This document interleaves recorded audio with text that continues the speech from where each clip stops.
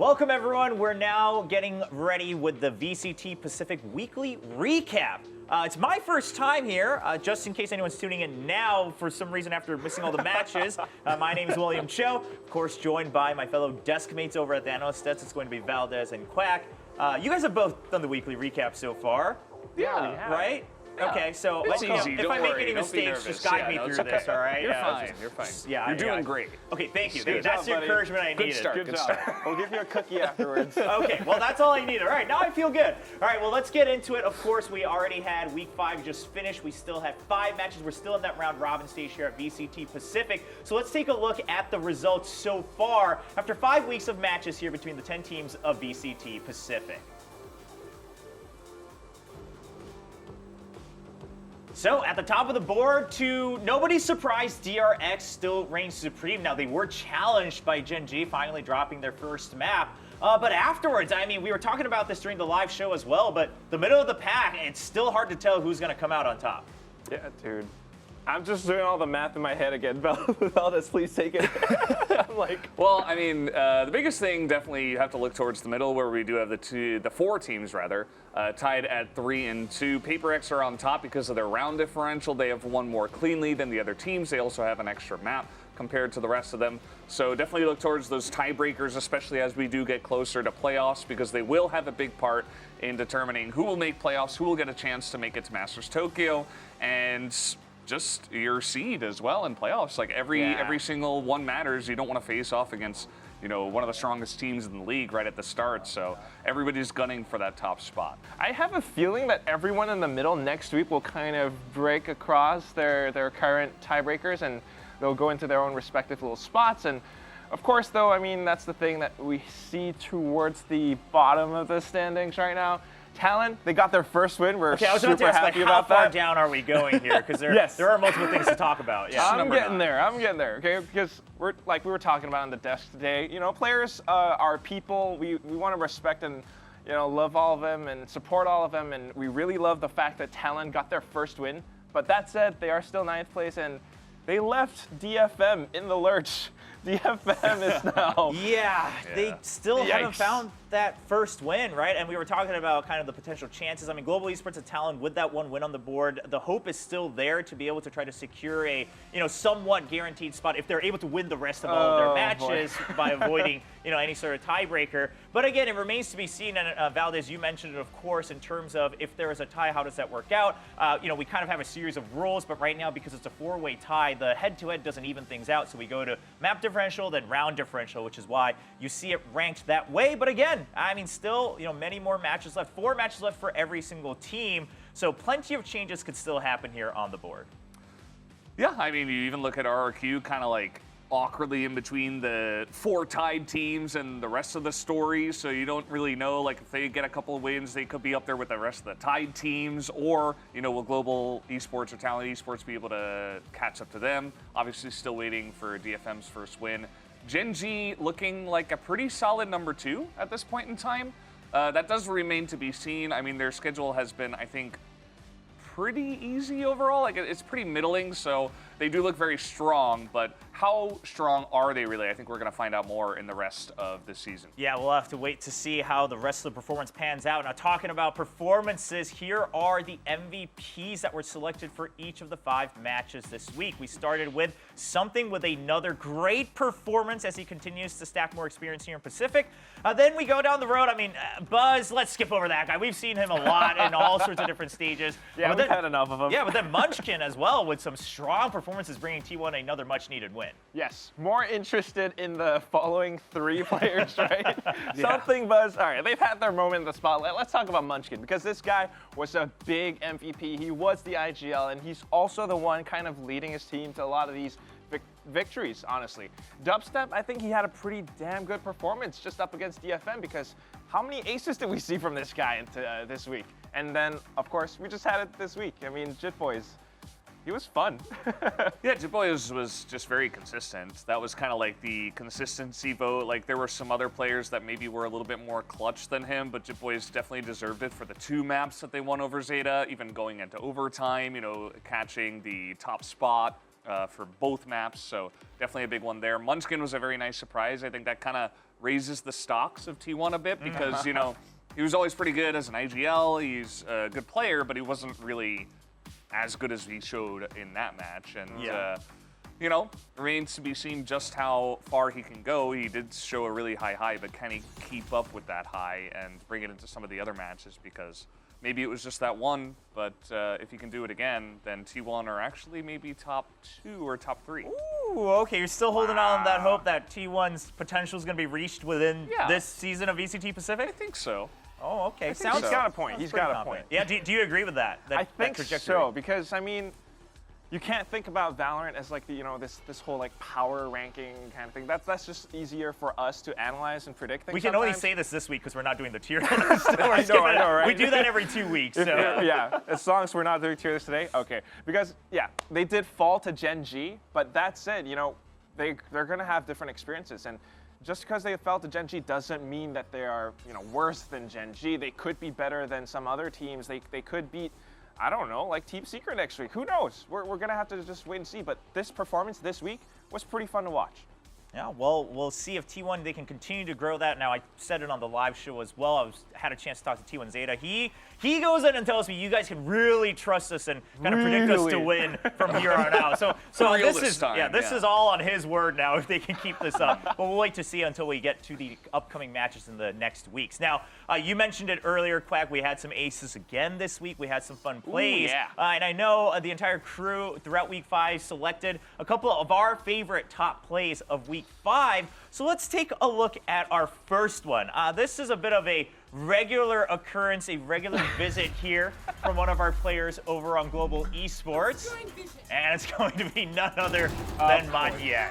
It wasn't a Monday, but he still came up with some crazy performances because he is that controller. He knows how to play around his smokes, and he was supported by Bazzi in that instance. You know, I think it was Davai was actually in the corner, but Davai was concussed because of Bazzi's Trailblazer, and it enabled Manyet to kind of maneuver around Pillar for the rest of the round just to finish it off.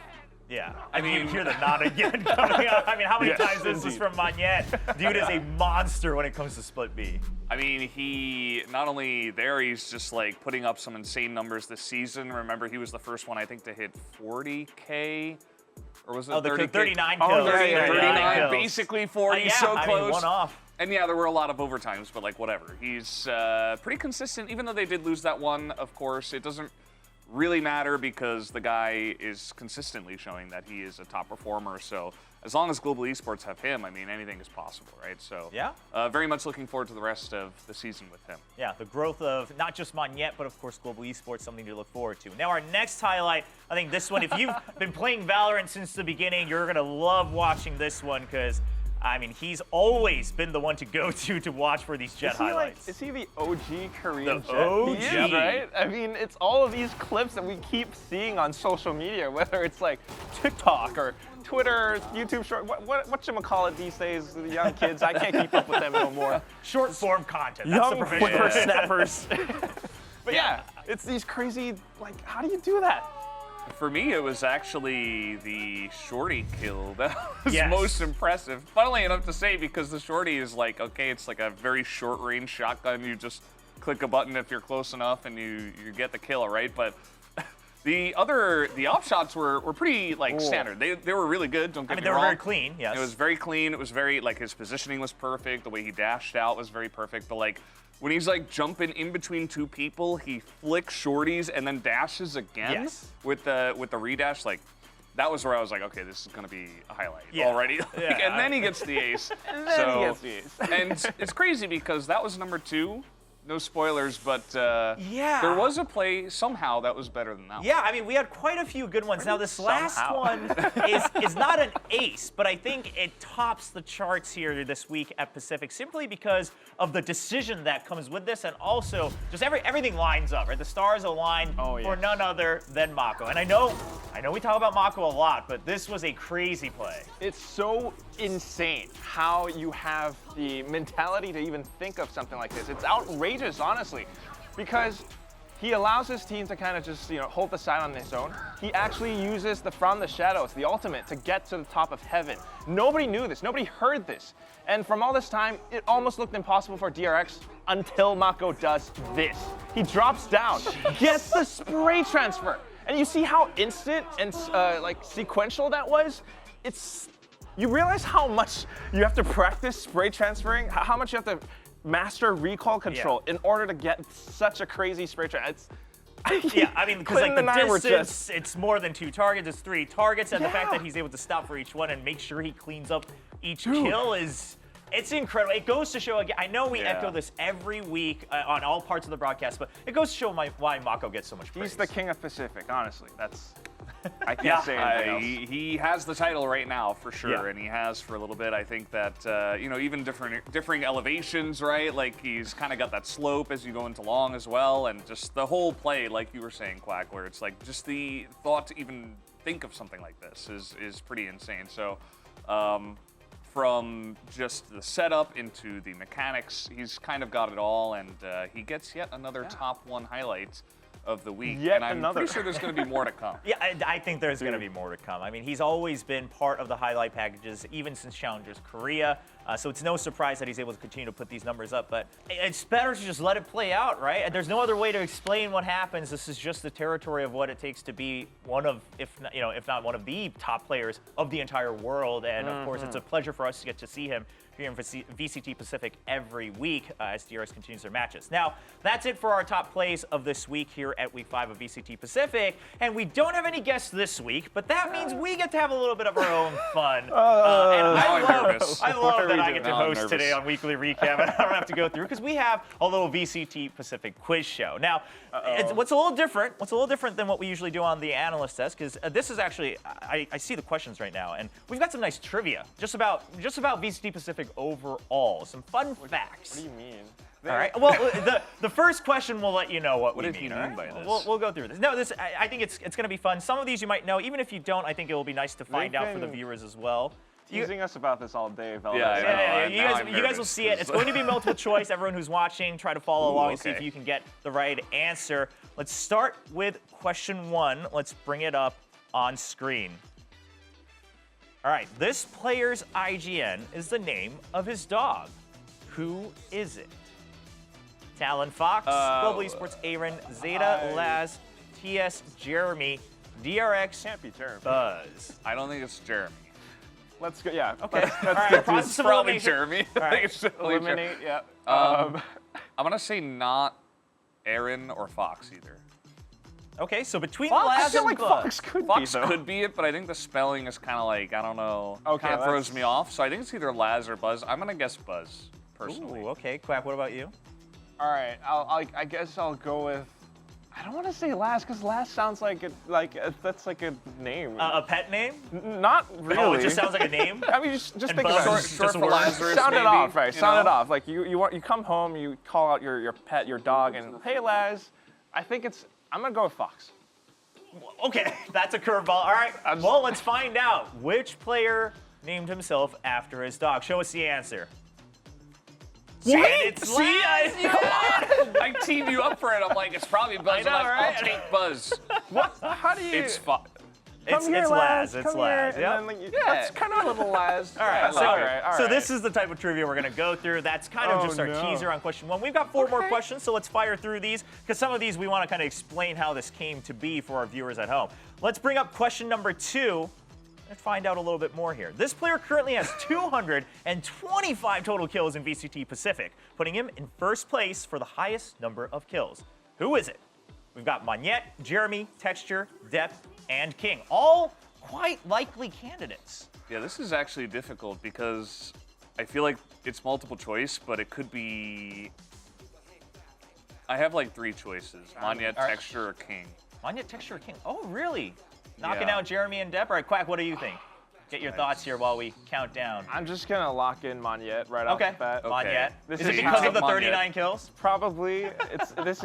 I'm someone who I don't test well. I'm not gonna pass my Valorant SATs. If it's Monyet, then it's not Texture because they're on the same team probably. So I'm gonna go with King. All right, Monyet or King. Those are the answers from our panel. Let's see the answer. Monyet, he did have that record on 39. Deb? And it's Deb! Wait, oh man. There's a fun fact about this, because you guys are going to love seeing this. Let's bring up the explanation for how this came to be, because Monyet was actually in first place with 217 kills, but Deb takes it after their match I chose today. 5th place. I meant who had the least amount of kills. That's what I was saying. I don't know. Were we going for the most? Yeah, we were going for the most. You misunderstood the question. That's okay. All right. Well, Deb, he tops the board after today's match, of course, against Talon, even though they actually didn't win, but Deb was able to eke out. They did go overtime. They did go overtime, so that helps. True. All right. I'm glad that I'm learning these, even though we're wrong. Yeah, I mean, it's just fun facts, right? Let's go to question number 3. It gets better and better. So let's bring up the next question. The guns that are most used in VCT Pacific is the Vandal. Then what is the fourth most frequently used gun? The 4th most Classic, frequently used? Sheriff, Spectre, Frenzy, or Ghost? I'd like to phone a lifeline. You'd like to phone a lifeline? To who? Who do you think is actually going to know this answer? William, maybe. I do know the answer, actually. William. I'll tell you this. Funnily enough, clearly, if the shorty's not in here, it's probably in top 2 or 3, so that's the other fun part. But I'm going to say it's not the Classic and it's not the Spectre. You think? Yeah. Okay. But it's the 4th most frequently used.